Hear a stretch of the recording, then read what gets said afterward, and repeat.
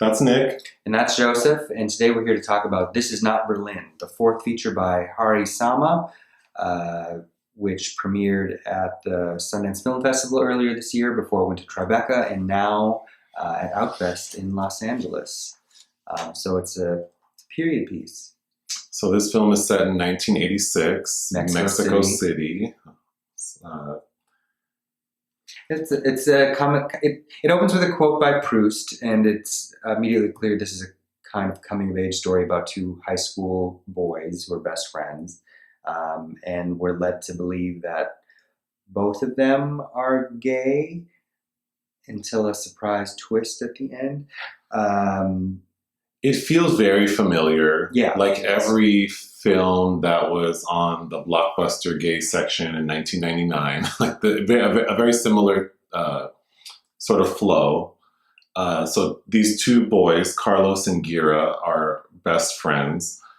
They seem to be well matched in their friend group. Right. And it opens with them having a very violent fight with another group of boys, which is also revisited. Although now that I'm thinking about it more, Carlos does say in the car, leaving the fight, because he faints. The opening scene is him fainting during the fight. And he says to one of the other boys, like, oh, this violence causes me to faint. Like, I don't like being here. So immediately we assume, like, okay, he's the sensitive soul. Mm-hmm. He's going to be gay, if not already identifying that way. But so it starts with a very violent fight amongst these two groups of boys, and it seems like it's a regular occurrence. Yeah. And then we fast forward to the two boys at home. So Gira, he likes to rent his father's pornographic magazines to the boys at school. Yes. And while he's rummaging through them, we're introduced to his sister, Rita, yeah, who is older, and she's dating an even older guy, mm-hmm. based on what they're saying, who they all look the same age to me, but she and her boyfriend they have a band. Mm-hmm. She writes poetry / lyrics for. Which is a highlight for me in the film. Yeah. I do think her performances and the music in general is quite nice. Mm-hmm. But Carlos is like a mechanical engineer, basically. So his friend tells his sister that he can fix their broken synthesizer. And if he does, will they bring the two of them to the club they are performing in. So he fixes the synthesizer, and they begrudgingly take him to this club called the Aztec. Mm-hmm. So the Aztec is the centerpiece of the film. It's a space that's more than just a club. It's like a commune almost for these artists, a lot of French people. Immediately, when the two boys see like two guys kissing, they ask if it's a gay bar, and they're told it's an everyone bar.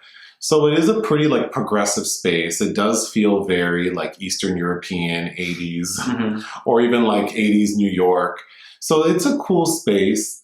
And it's kind of like where the film starts to ramp up. Yeah. And we really see the two boys kind of in an element that seems comfortable to them. Yeah. Because I was surprised to see both of them take to it.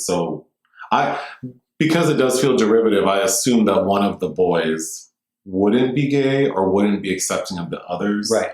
So it was nice right away that they both kind of were really into it.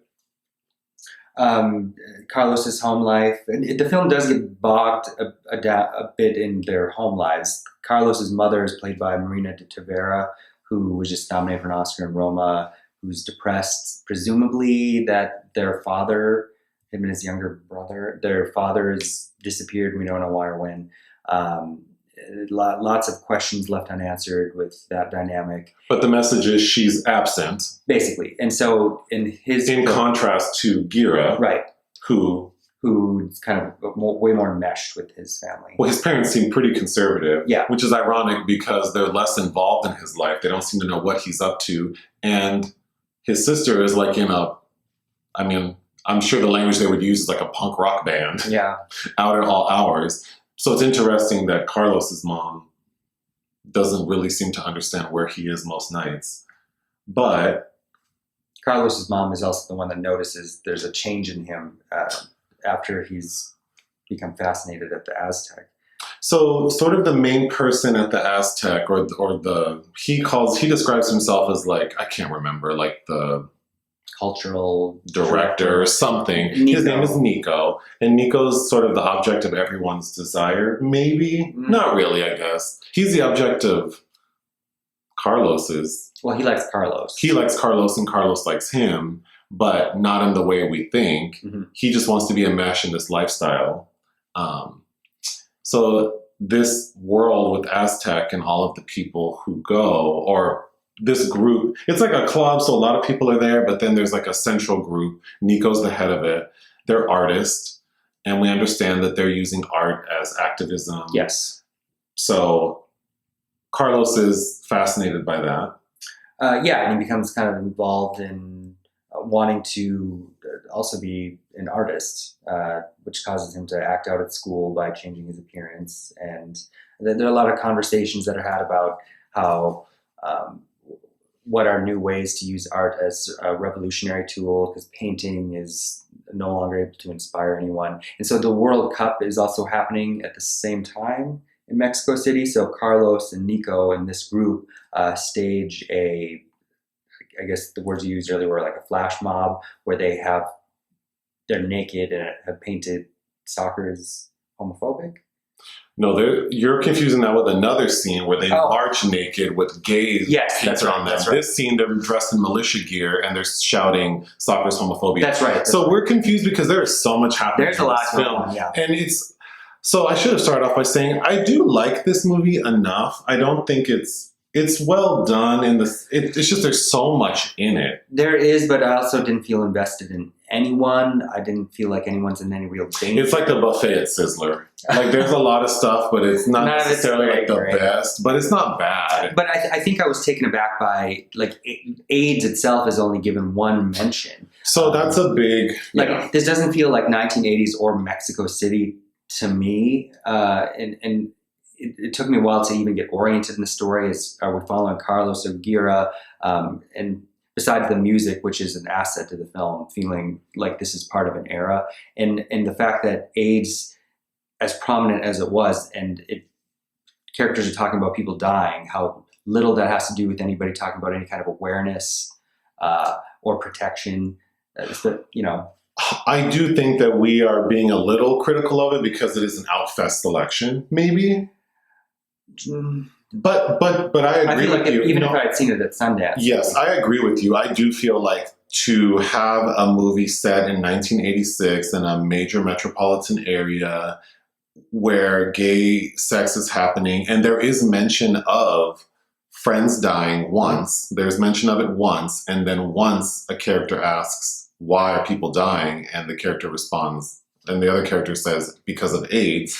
It just seems like we need a lot more of that and a little less of, because what happens is, and my biggest critique of the film beyond there just being so much going on that really doesn't pan out to much, like J-Lo, is that we're not really we're not super invested in them, like you said. There's not a lot of danger or fear involved in anything. I don't get the sense that either of these boys couldn't come out as gay and not be supported or be happy, because Carlos, the one who we assume is gay, his uncle, who is the director of the film, presents as being sort of gay, and if not gay, super progressive and supportive. So Carlos has a really good and even when support group. Their friends at school, they talk about going to the Aztec, and they're like, oh, isn't that a faggy place? And like, oh, it's for everyone, blah, blah, blah. And they're just like, okay, whatever.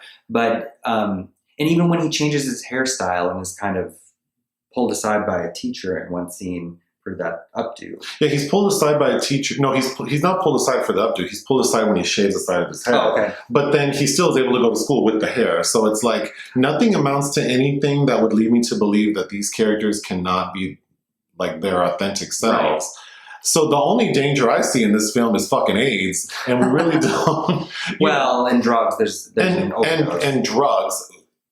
Again, a huge issue, because there's a lot of drug use in this movie. We see one character shoot up, that same character who's shooting up. Another character warns. So Gira is warned to stay away from Aho, who's this notorious druggie at who's gay at Aztec, and Aho likes Gira. But it's like they don't tell, his sister doesn't say why, or like don't do drugs, or do these drugs, not those drugs. It's just, no. And immediately the scene where they unites, there's immediately an overdose. And then the next scene, it's so jumbled. The next scene, like all these kids are arrested. And then it's like, over what, how, why. There's so much going on. The club is not clear if it's like legitimate. Right away in the beginning of the film, Nico is concerned that Carlos and Gira have been brought to the club because they're underage. And right away, Rita presents some paperwork saying that she's got it handled with the local government. So there are just so many things happening that I feel like maybe there wasn't a room for what really matters, which is like the implications of these two young men sort of going beyond what, because the title, that's what the title meant to me, is like, I don't have to be confined to this label, like my location, who, you know, so I just wanted them. Well, because there's concern amongst these artists about what is maybe culturally relevant to Mexico in this period. This isn't Berlin. Like, we shouldn't be mirroring the Europeans, kind of. Right. And then somebody else ends up saying this is not Mexico. So I think there's this sense of being out of time and out of place, and nobody knows how to define themselves anymore. Right. Which is interesting. There's significant texture to the film. Yes. It's almost like the background details are not intimate enough and also bog down the film. Yes. For the two boys. Yes. And to where I felt very removed and estranged from them, and I was quite frankly just bored. Yeah, because you know, on top of all of that, there's no danger. It's not a very erotic film. No. It's not sexy.